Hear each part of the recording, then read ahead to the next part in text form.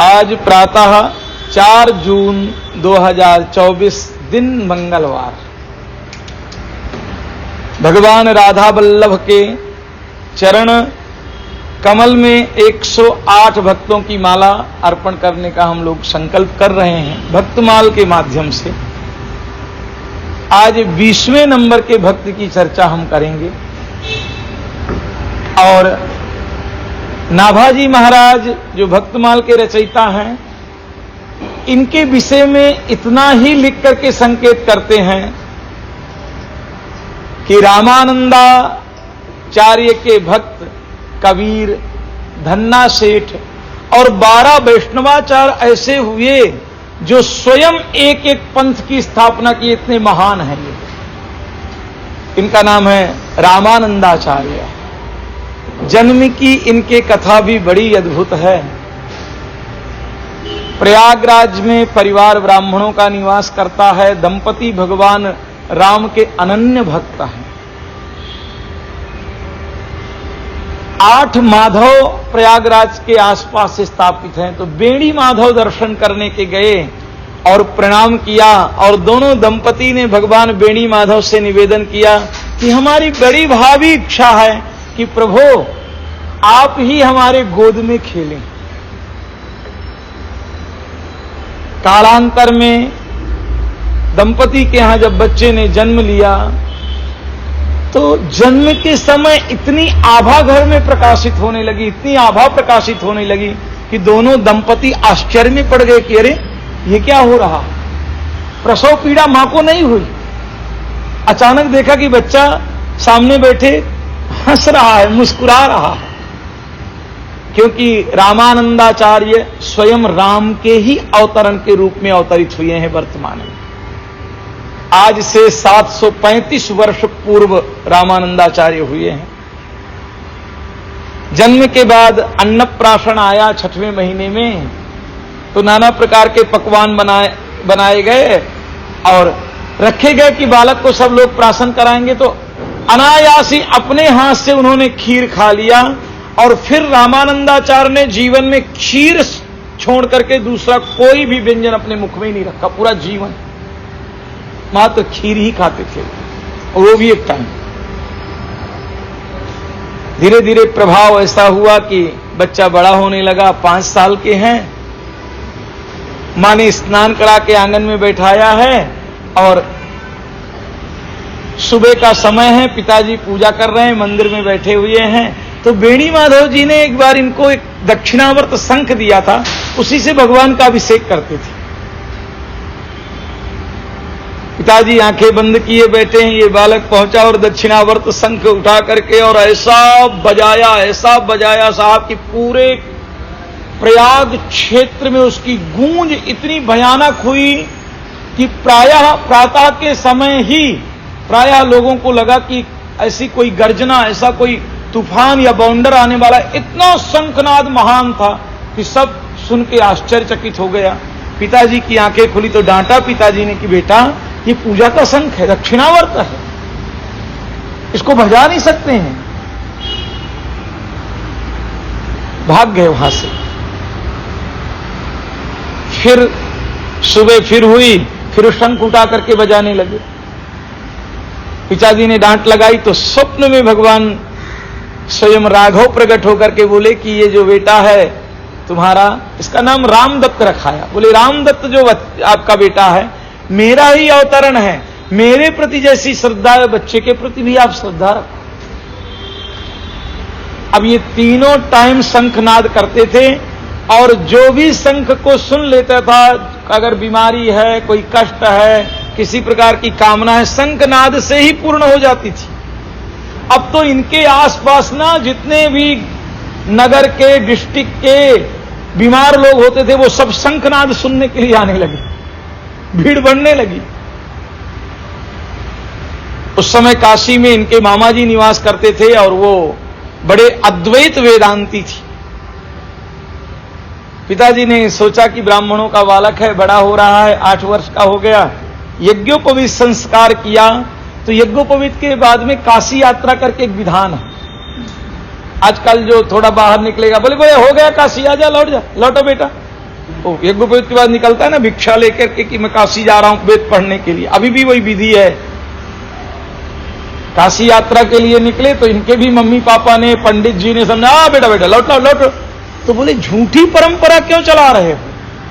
अगर काशी जाने का विधान है तो फिर मैं काशी जाता हूं। तो ये काशी गए और पंचगंगा क्षेत्र में निवास करने लगे। इनके मामा भी वहीं रहते थे और बहुत अद्वितीय वेदांत के विद्वान थे। इनको पढ़ाए जाने के पहले ही इनके सुंदर कंठ से वेदों का, पुराणों का, उपनिषदों का गान अपने आप होने लगा। भगवान राम के ही अवतरण थे ना। प्रभाव इतना फैला कि 12 वर्ष की अवस्था में प्रयागराज में इन्होंने धर्म सम्मेलन में पहला उद्घोष किया कि जीवात्मा मात्र, जीव मनुष्य मात्र पानी का बुदबुदा है और इसलिए अनित्य संसार का परित्याग करके नित्य परमात्मा को प्राप्त करने का हमें प्रयास करना चाहिए। इनका उद्घोष सुन के बड़े बड़े धर्माचार्य नतमस्तक हो गए। मात्र अवस्था 12 साल की। काशी में ही राघवाचार्य से इन्होंने राम नाम की दीक्षा लिया और जितने भी राघवाचार्य के अन्यत्र शिष्य थे थोड़ा इनसे ईर्ष्या भी करने लगे क्योंकि बहुत तेजस्वी थे। पिताजी ने मन में विचार किया कि बेटा बड़ा हो रहा है तो विवाह किया जाए। एक बार घर आए तो उन्होंने विवाह की चर्चा किया। उसी समय अद्वितीय विद्वान काली खो में एक ब्राह्मणी रहती थी, वो अद्वितीय विद्वान थी। काली खो मिर्जापुर के पास में जगह है जहां काली माता है, वो काली का ही रूप मानी जाती थी। शास्त्रार्थ करने के लिए रामानंदाचार्य जी के घर आई। बोला बेटा मैं तुमसे शास्त्रार्थ करूंगी। पहला प्रश्न किया कि संसार में कौन ऐसी स्त्री है जिसके साथ विवाह होने के बाद में जो दूल्हा है उसका मुंह काला हो जाता है और वो कष्टमय मृत्यु को प्राप्त करता है, उस दुल्हन का नाम क्या है? तो रामानंदाचार्य ने कहा उसका नाम माया है। क्या नाम है? नाचत नर मरकट की नाई। माया ऐसे नचाती है जैसे बंदर को मदारी नचाता है, वैसे ये मेरा, ये तेरा, ये तेरे लिए, मेरे लिए, ऐसा नाचता है बोले बंदर के जैसे। मुंह काला हो जाता है उसका और माया के वशीभूत ही होकर के मृत्यु प्राप्त होती है। माया से परे का मोक्ष होता। प्रभावी हुई और गई ही थी कि दूसरे दिन इनके विवाह की तैयारियां होने लगी। रात्रि के समय स्वप्न आया जिस लड़की के साथ विवाह होना था कि अगर तुम विवाह करोगी तो तुम्हारे लिए ठीक नहीं है और ये विवाह से परे है। कन्या ने अपने स्वप्न की बात माता पिता को बताई। माता पिता ने विवाह करने से ना कर दिया। फिर बाद में वो कन्या उसी दिन से जल और भोजन का परित्याग करके भगवान राघव के चरणों में तपस्या करने लगी और बाद में वही कन्या रामानंदाचार्य जी की शिष्या भी बनी। अपने गुरु परंपरा को आगे बढ़ाते हुए देखा कि बहुत सारे लोग इनसे ईर्ष्या भी करने लगे, क्योंकि जब आप सदमार्ग में चलते हैं ना तो आपसे लोग ईर्ष्या बहुत करते हैं। असद मार्ग में चलते हुए लोगों के मित्र बन जाएंगे पर सदमार्गी के मित्र कभी नहीं बनते हैं, क्योंकि पापाचार इतना रहता है कि सत्पुरुष को देख करके ही घृणा आने लगती है। अब देखिए संसार में संत आपको दिखाई पड़े, ब्राह्मण दिखाई पड़े तो आपका कुछ नहीं लिया है, परंतु जाते जाते ही लोग हमारे पीछे से ही बोल देते बहुत लूट के जा रहे हैं जबकि उसने कुछ नहीं दिया हमको। पाप रहता है ना। इतनी ईर्ष्या द्वेष होने लगा तो एक दिन राघवाचार्य ने ही कहा कि बेटा अब तुम ये आश्रमों के बंधन से बाहर निकलो, तुम स्वयं एक संप्रदाय की स्थापना करोगे। तुम अद्वितीय हो, तुम ये आश्रमों में रहने वाले, मठों में पड़े रहने वाले, यहां का खा करके भजन करने वाले लोगों में नहीं हो। तुम तो सत्य सनातन धर्म के पतन की रक्षण करने के लिए आए हो। वहां से निकले और दक्षिण की यात्रा में निकले। आते आते मार्ग में मध्य प्रदेश के आसपास उस समय इस्लाम का बोलबाला बहुत था। एक छोटा बच्चा प्रातः के समय नमाज पढ़ने जब पढ़ा जाता है, उस समय छोटा बच्चा शंख बजा दिया तो मुल्ला ने, काजियों ने उस लड़के के लिए फरमान जारी किया कि इसको मृत्यु दी जाएगी। कितना बोलबाला था इस्लाम का। और मुसलमान उस बच्चे को खींच के ले जा रहे थे, स्वामी जी मार्ग में जा रहे थे अपने शिष्यों के साथ, तो ब्राह्मणी और ब्राह्मण चरणों में लेट करके बोले, महाराज बचा लो हमारे बच्चे को। अपनी झोली से शंख निकाला और शंख की नाद ऐसे किया कि जितने भी मुसलमान थे सब स्तभित रह गए। अब वो जहां भी जाते, नमाज पढ़ते तो शंख की ध्वनि, मस्जिद में लाउड स्पीकर लगा करके कुछ पढ़ने का प्रयास करते तो शंख की ध्वनि। तो उनके मुल्लाओं ने कहा, ये हो कैसे रहा है? स्वामी जी के चरणों में लेटे स्वामी जी ने कहा कि जो हिंदू लोग कर रहे हैं उनको अपना करने दो और तुम अलग करो। ये क्रांतिकारी संत भी हुए। पहले ब्राह्मणों को ही अधिकार था कि साधु बनेंगे, दूसरे कास्ट के लोग नहीं। तो इन्होंने स्थापित किया कि कोई भी वर्ण का व्यक्ति साधु बन सकता है, यहां तक कि मुसलमान भी चाहे तो साधु। उन्होंने कहा कोई भेष नहीं है, साधु एक विचारधारा है। और साधु की विचारधारा में आने के बाद में जैसे गंगा में मिले हुए नाले पवित्र हो जाते हैं, वैसे संतों की परंपरा में जुड़ने से व्यक्ति का मन और चित्त पवित्र हो जाता है। उसकी जाति पात तो रह नहीं जाती। जात न पूछिए साधु की तो कोई जात नहीं होती।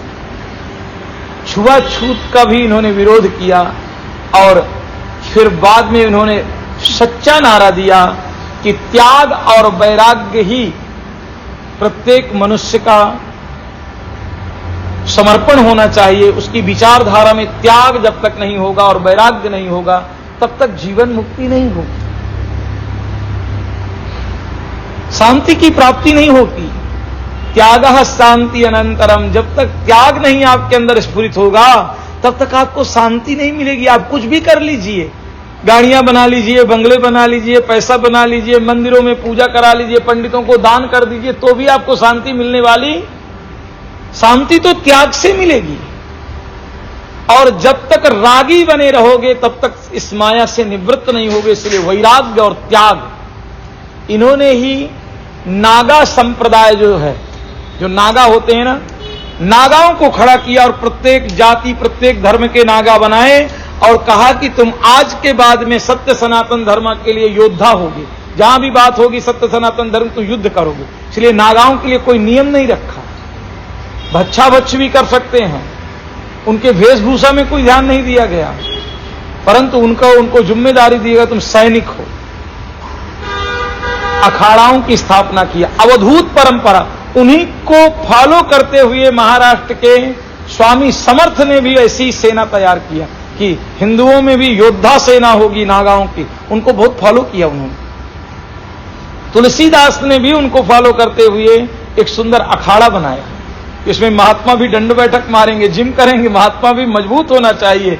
रामानंदाचार्य जी का कहना था कि धर्म जपने से, जय जयकार करने से, तिलक लगाने से धर्म नहीं बचेगा। धर्म को हमें योद्धा के जैसे रक्षण करना पड़ेगा। धर्म प्रति समय हमें एक्चुअल सावधान रखता है और जब तक सावधान रहेंगे तब तक धर्म बचेगा। बस ये ताली बजाते रहना, कीर्तन करते रहना, जप करते रहना, इससे धर्म बचने वाला। धर्म के प्रति सत प्रतिज्ञा होना चाहिए। प्राण अगर निछावर हो जाए तो निछावर हो जाए। नागाओं का उद्घोषण जब किया तो उन्होंने कहा मात्र तुम्हें प्राण देने के लिए तुमको बनाया गया है नागा, धर्म के लिए प्राण भी देने पड़े तो तुम पीछे हटना।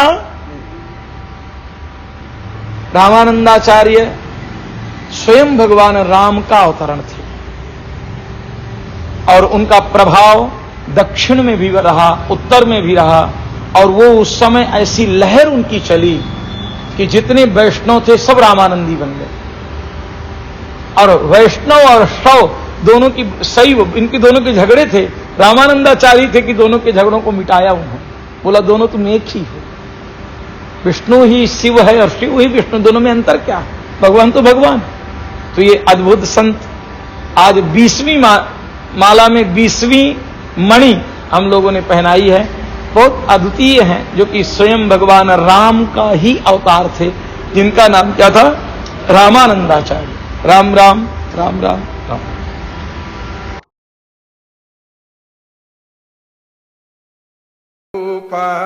शिवोऽहं शिवोऽहं चिदानन्दरूपः शिवोऽहं शिवोऽहं शिवोऽहं शिवोऽहं